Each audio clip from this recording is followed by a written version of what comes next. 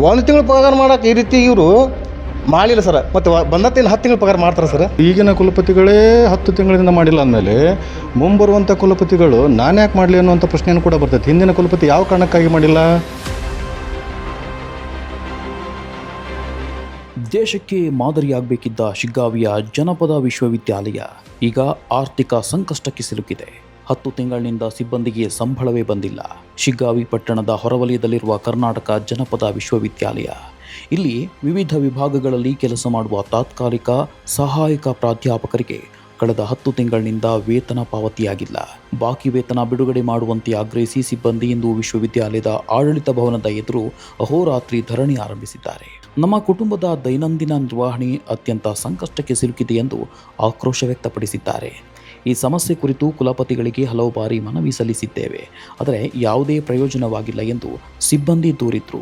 ಜನಪದ ಮಹತ್ವ ಸಾರುವ ಈ ವಿಶ್ವವಿದ್ಯಾಲಯವೇ ಈ ಸಂಕಷ್ಟದಲ್ಲಿದೆ. ಸರ್ಕಾರ ಕೂಡಲೇ ಮಧ್ಯಪ್ರವೇಶಿಸಿ ಬಾಕಿ ವೇತನ ಬಿಡುಗಡೆ ಮಾಡಬೇಕೆಂಬುದು ಪ್ರತಿಭಟನಾಕಾರರ ಒತ್ತಾಯ.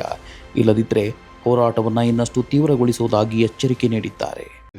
ಇಷ್ಟೆಲ್ಲ ಶ್ರಮವಹಿಸಿ ಅಧ್ಯಾಪಕರು ಕೆಲಸ ಮಾಡಿದ್ದಾರೆ. ಕಳೆದ 10 ತಿಂಗಳಿಂದ ಕೆಲಸ ಮಾಡಿದ್ದಾರೆ. ಒಂದೇ ಒಂದು ತಿಂಗಳ ಸಂಬಳ ಕೂಡ ನಮಗಾಗಿಲ್ಲ. ಹೀಗಾಗಿ ನಾವು ಈ ಪ್ರತಿಭಟನೆಯನ್ನು ಕೈಗೊಂಡಿದ್ದೀವಿ. ಕುಲಪತಿಗಳ ಹತ್ರ ಸುಮಾರು ಸಾರಿ ನಾವು ಬೇಡಿಕೊಂಡಿದ್ದೇವೆ, ನಮಗೆ 1 ತಿಂಗಳು ಸಂಬಳ ಆದರೂ ಮಾಡಿ, 2 ತಿಂಗಳು ಸಂಬಳ ಆದರೂ ಮಾಡಿ ಅಂತೇಳಿ. 10 ತಿಂಗಳಿಂದ ಕೇಳ್ತಾ ಬಂದು ನಾವೆಲ್ಲರೂ ಕೂಡ ರೋಷ ಹೋಗ್ತಾ ಇದ್ದೀವಿ. ಮತ್ತು ಕುಲಪತಿಗಳು ಇದೇ ತಿಂಗಳು 18ರಿಂದ ನಿವೃತ್ತಿ ಆಗ್ತಾಯಿದ್ದಾರೆ. ಮತ್ತು ಮುಂದೆ ನಮ್ಮ ಪಾಡೇನು? ಹೀಗಾಗಿ ನಾವು ಕಡೆಯ ಗಳಿಗೆಯಲ್ಲಿ ಪ್ರತಿಭಟನೆ ನಿರ್ಧಾರವನ್ನು ನಾವು ಕೈಗೊಂಡಿದ್ದೆ. ಅತ್ಯಂತ ತಾಳ್ಮೆಯಿಂದ ವರ್ತಿಸಿದ್ದೀವಿ 10 ತಿಂಗಳ ಕಾಲ. ಆ ತಾಳ್ಮೆಯನ್ನು ನಾವು ಪ್ರದರ್ಶನ ಮಾಡಿದ್ದೀವಿ ಈಗಾಗಲೇ. ಇನ್ನೇನು ಕುಲಪತಿಗಳು ಹೊರಟಾಗ, ಇನ್ನು ಮುಂದಿನ ಕುಲಪತಿಗಳು ಬಂದಾಗ ನಮ್ಮ ಸಂಬಳವನ್ನು ಮಾಡ್ತಾರೆ ಅನ್ನುವಂಥ ಪ್ರಶ್ನೆ ನಮ್ಮನ್ನು ಕಾಡ್ತಾ ಇದೆ. ನಾವೆಲ್ಲರೂ ಕೂಡ ಆತಂಕಕ್ಕೆ ಒಳಗಾಗಿದ್ದೇವೆ.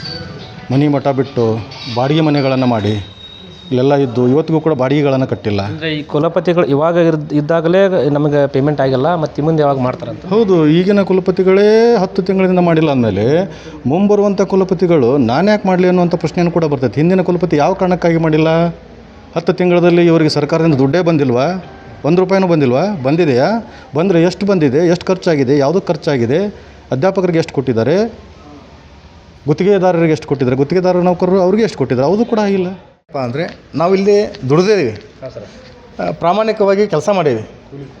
ಹಾಗಾಗಿ ನಾವು ಪ್ರಾಮಾಣಿಕವಾಗಿ ದುಡಿದಕ್ಕೆ ನಾವು ನ್ಯಾಯಯುತವಾದಂಥ ಬೇಡಿಕೆಯನ್ನು ಇಟ್ಟಿದ್ದೇವೆ.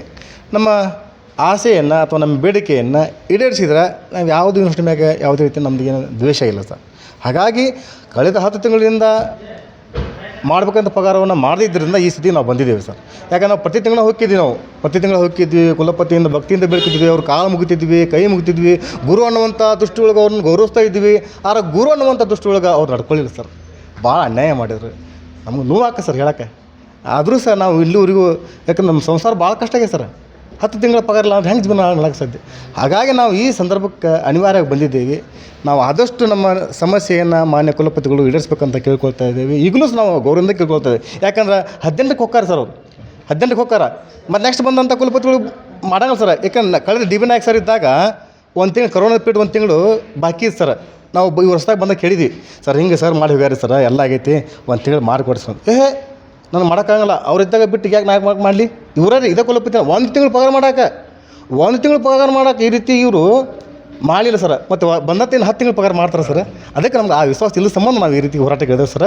ಹಾಗಾಗಿ ನಾವು ಅನಿವಾರ್ಯ ಆಗಿದೆ ಸರ್ ನಮಗೆ. ಹಾಗಾಗಿ ಕುಲಪತಿ ಹೋಗೋರೋಗ ನಮ್ಮ ಆಸೆಯನ್ನು ಈಡೇರಿಸಬೇಕು ಅನ್ನೋದು ನಮ್ಮ ಆಸೆ ಸರ್. ವೇತನ ಬಿಡುಗಡೆ ಮಾಡ್ಕೊಂಡು ನಮ್ಮ ಆಸೆ. Ramesh Somakkanavar, public next.